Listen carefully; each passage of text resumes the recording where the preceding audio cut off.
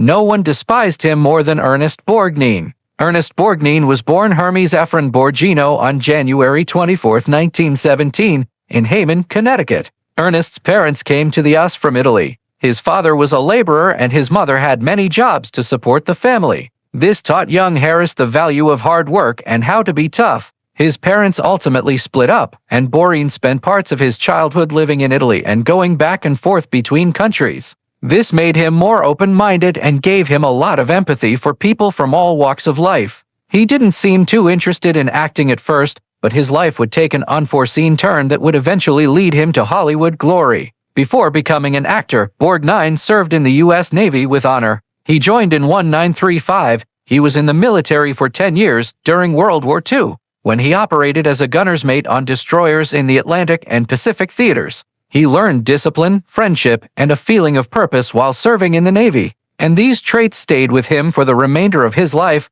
Borgnine has said that the Navy helped him become a better person by teaching him humility, respect, and how to cooperate with others, traits that would subsequently shape both his work and personal life. He was happy to call himself a sailor first and then an actor, even after he became famous. After leaving the Navy, Borg studied acting under Baru Lumet at the Hartford Conservatory and then went on to work on stage. His tough body, toothy smile, and expressive face set him apart right away, but not in the usual way for a starring guy. At first, Hollywood portrayed him as a tough guy or a bad guy, and Borgnine loved these characters. He made a strong first impression in movies like The Whistle at Eden Falls 1951 and From Here to Eternity 1953, when he played the violent Sergeant Fatso Judson. The performance was scary and unforgettable, making him one of the most interesting character performers of his time. But Borg was much more than a heavy. In 1955, he gave the best performance of his life as a lonely,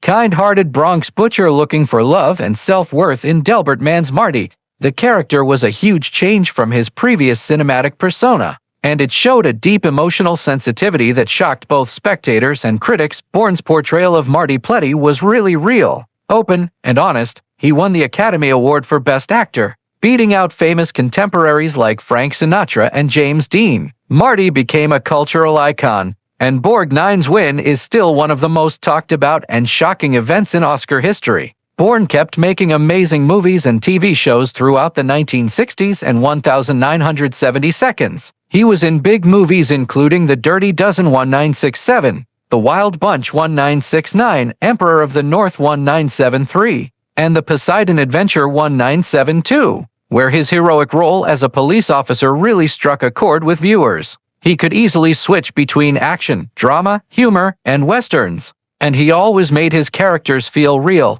Directors liked him not only because he was talented, but also because he was professional and kind on set. Borgnine also did quite well on TV, especially as Lieutenant Commander Quinton McHale in the hit show McHale's Navy from 1962 to 1966.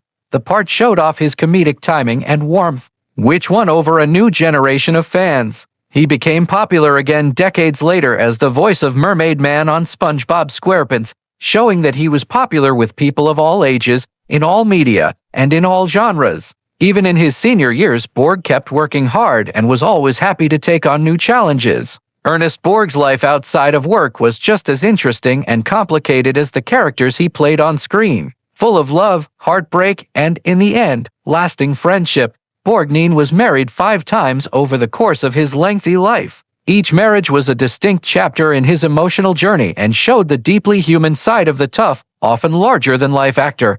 His first wife was Rhoda Chemist. They spent the first few years of his adult life together before he became famous and his life changed completely. This marriage produced a daughter, who was a source of pride and responsibility for Borgnine during a time when he was still figuring out who he was and trying to make a name for himself in his career. But the stress of ambition, shifting circumstances, and the demands of a new work took their toll, and the marriage ended in separation in 1958, ending his first experience of family life. Not long after that, Borgnine married Mexican actress Katie Gerardo, who was very beautiful and very talented. The marriage got a lot of media attention. Their marriage, which lasted from 1958 to 1963, got a lot of attention because both of them were famous people dealing with the rigorous scrutiny of Hollywood. The marriage lasted for a few years, but cultural differences, strong personalities, and the constant demands of popularity made things too hard to work out.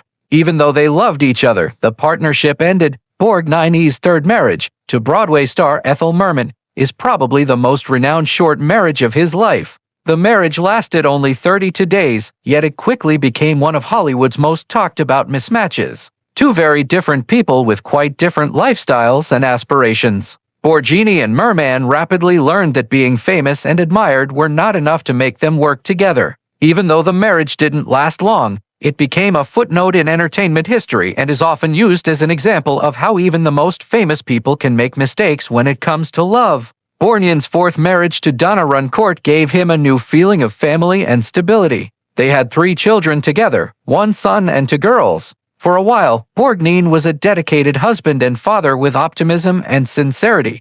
The marriage ended after 7 years, even though both people were committed to raising a family. Even still, this time was important in Borg's life since it made him feel more like a family man and left a lasting emotional mark. In the end, Born married Tove Tresnias, a businesswoman and entrepreneur from Norway. This was the last and most lasting episode of his romantic life. This marriage turned out to be the anchor he had been looking for. Tove stayed with him through decades of triumph, public appearances, and the calm routines of later life. Their partnership was based on commitment, respect, and always being there for each other, lasted until Borgnine's demise. He found not only a wife in Tove, but also a lifetime friend, which gave him a sense of fulfillment and emotional calm that he had been missing in the past. Ernest Borgnine had a lot of strong personalities in his long and very successful career, but none made him hate them more than Jan-Michael Vincent. Borgnine never beat about the bush. And when he didn't like someone, it was clear. In Vincent's instance, that disdain turned into something far stronger, an almost physical hatred that Borgnine would later freely and without apology show. Borgnine believed firmly in professionalism because he had to work hard to get where he was, starting in the US Navy and doing modest theater and cinema roles before making it big. Above all else, he prized discipline, being ready, and respecting the craft. For him, acting was more than just fame or talent. The crew, other actors, and the audience all had a duty to it. In Borg's mind, Jan-Michael Vincent stood for all that was wrong with those values. Borgnine was especially angry because he thought Vincent was always unreliable. People in the industry knew that Vincent had problems with alcohol and drugs, and Born thought such problems kept getting in the way of productivity. He didn't think Vincent's actions were sad or misunderstood. Instead, he thought it was selfish. He didn't care who he injured. Borgnine once said, "If he showed up at all, that should have been enough. It wasn't enough for me." To Borg, showing up late, forgetting lines, and having mood swings were not just annoying habits. They were severe violations of professional trust. Borg's anger grew even stronger when he thought that Vincent was wasting a lot of talent. Jan-Michael Vincent had a great film presence and unmistakable charm that could draw people in. Borgnine knew that talent very well, which just made him more angry. The youngster had it everything. Borgnine said with anger. He had looks, talent, and chances that most performers would kill for, but he tossed it all away. Borgnine thought it was wrong for someone with such skills to keep hurting himself and the others around him. Borgnine also didn't like how he thought Vincent treated his co-stars. Borgnine was proud of how easy it was to talk to him and how respectful he was, no matter how famous or well-known he was. He thought that a set should work together as a team, not like a hierarchy based on ego. Vincent, on the other hand, seemed rude and inconsiderate to him. He acted like the world owed him something. "I never thought that," said Borgnine. "You have to earn your place every day or you don't deserve it." Born never changed his mind, unlike many people in Hollywood who did over time. Even years later, when Vincent's life had clearly fallen apart and many may have felt sorry for him, Born was still forthright. He didn't deny that Vincent was in pain, but he wouldn't let it go. Borg said that a lot of people had troubles. They don't use them as an excuse to be rude to other people. Borg didn't think that being kind meant being quiet, and being honest was more important than being polite.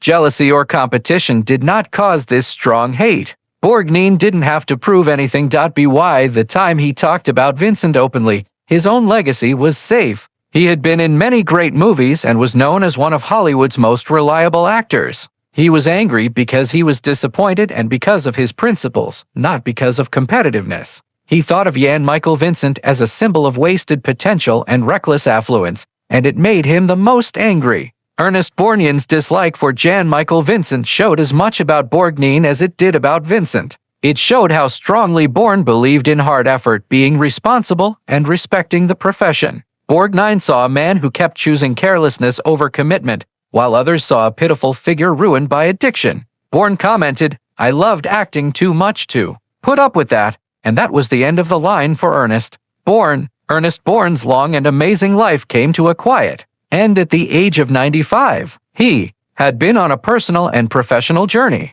that lasted over a century. He passed away on July 8, 2012, at Cedars-Sinai Medical Center in Los Angeles, which is one of the city's most famous hospitals and is often linked to the last days of Hollywood stars. The official cause of death was renal failure, which is a disorder that often affects older people. However, it still felt like the end of the life of a guy who had always seemed indestructible, strong in spirit, loud in voice, and full of energy for living and working. Borg's health had been becoming worse for a month before he died. About 4 weeks before, he had surgery. This is a reminder that even someone as strong and tough as Borgnine was not immune to the effects of becoming older. Even though the facts of the surgery weren't widely known, it was evident that his body was being more and more stressed. Borg, on the other hand, stayed true to his cheerful and involved nature. He never made a big deal out of his pain or asked for sympathy from the public. Later, friends and relatives said that he faced his health problems with the same stoic fortitude that had always been a part of his life, both on and off the screen. Just a few days before he died, Borgnine went back to the hospital for what was called a normal medical checkup. People close to him were even more shocked by his death because they didn't think it was going to happen soon. To the public, he always seemed to be there, an actor who had worked continuously for decades and whose presence felt established in American popular culture. Because he had been active, clear-headed, and in touch with his admirers practically till the end, the news of his death was a huge shock. It didn't feel like the death of a retiring legend. It felt more like the sudden departure of a recognizable, long-lasting figure. Borgnine was cremated after he died, which showed how private and no-nonsense he was throughout his existence. He was a famous Hollywood star, yet he never wanted to be flashy or have a lot of ceremony just for the purpose of it. He cared more about honor, honesty, and respect. Values influenced him long before he became famous. He was given a military funeral in keeping with that spirit. It was a truly meaningful tribute that highlighted an important but sometimes forgotten part of his life.